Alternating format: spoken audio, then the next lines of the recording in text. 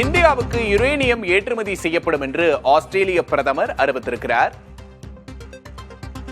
பிரதமர் மோடி ஆஸ்திரேலியாவுக்கு சுற்றுப்பயணம் மேற்கொண்டிருக்கிறார். இந்த நிலையில் ஆஸ்திரேலிய பிரதமர் முக்கியமான அறிவிப்பு ஒன்றை வெளியிட்டிருக்கிறார். ஆஸ்திரேலியாவில் இது தொடர்பான ஒப்பந்தம் பிரதமர் மோடி முன்னிலையில் கையெழுத்தானது. யுரேனியம் அதிகமாக கிடைத்தால் இந்தியாவில் அணுமின் உற்பத்தி அதிகரிக்கும் சூழல் ஏற்படும் என்று தெரிவித்திருக்கிறார்.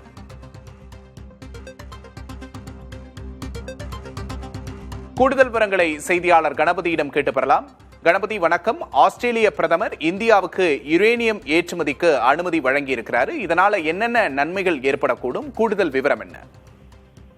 மெல்பர்ன் நகரத்திலே பேச்சுவார்த்தைகளுக்கு பிறகு பிரதமர் நரேந்திர மோடி மற்றும் ஆஸ்திரேலிய பிரதமர் இருவரும் கூட்டாக செய்தியாளர்களை சந்தித்தார்கள். அப்போது பல்வேறு முக்கிய அறிவிப்புகளை வெளியிட்டிருக்கிறார்கள். அதிலே மிகவும் முக்கியமாக இந்தியாவுக்கு யுரேனியம் சப்ளை செய்வதற்கு ஆஸ்திரேலியா ஒப்பந்தம் கையெழுத்திட்டுள்ளது என அறிவிக்கப்பட்டுள்ளது. ஏற்கனவே இந்தியாவிலே கூடங்குளம் மற்றும் கல்பாக்கம் உள்ளிட்ட பல்வேறு இடங்களிலே அணு மின் நிலையங்கள் உள்ளது, நமக்கு நன்றாக தெரியும். வரும் காலங்களில் மின்சாரத்தின் தேவை அதிகரிக்கும். அப்போது அணு மின்சக்தி உற்பத்தியை அதிகரிப்பதன் மூலமாக நாம் சுற்றுச்சூழல் மாசுபடுவதை குறைக்கலாம். அணு மின்சக்தி இல்லாவிட்டால் நிலக்கரி மூலமாக அல்லது வேறு மாற்று வழிகள் மூலமாக, அதாவது கச்சா எண்ணெய் பயன்படுத்தியோ அல்லது எரிவாயுவை பயன்படுத்தியோ மின்சாரம் தயாரிப்பதில் பொல்யூஷன் என்று சொல்லப்படும் சுற்றுச்சூழல் மாசு ஏற்படுகிறது. இதை தடுப்பதற்கு அணு மின்சக்தி உற்பத்தியை அதிகரிப்பது சிறந்த வழி என கருதப்படுகிறது. அத்தகைய சூழ்நிலையில் ஆஸ்திரேலியாவிலே யுரேனியம் நிறைய கிடைக்கிறது. அந்த யுரேனியத்தை இந்தியாவுக்கு வழங்குவதற்கு ஆஸ்திரேலியா முன்வந்திருக்கிறது.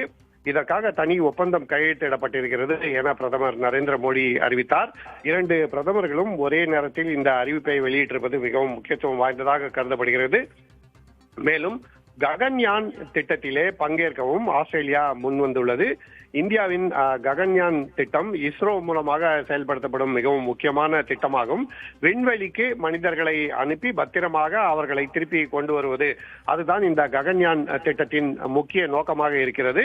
இதிலே ஆஸ்திரேலியாவின் ஒத்துழைப்பு, ஆஸ்திரேலியாவின் தொழில்நுட்பம் ஆகியவை மிகவும் இந்தியாவுக்கு உதவிகரமாக இருக்கும் என கருதப்படுகிறது.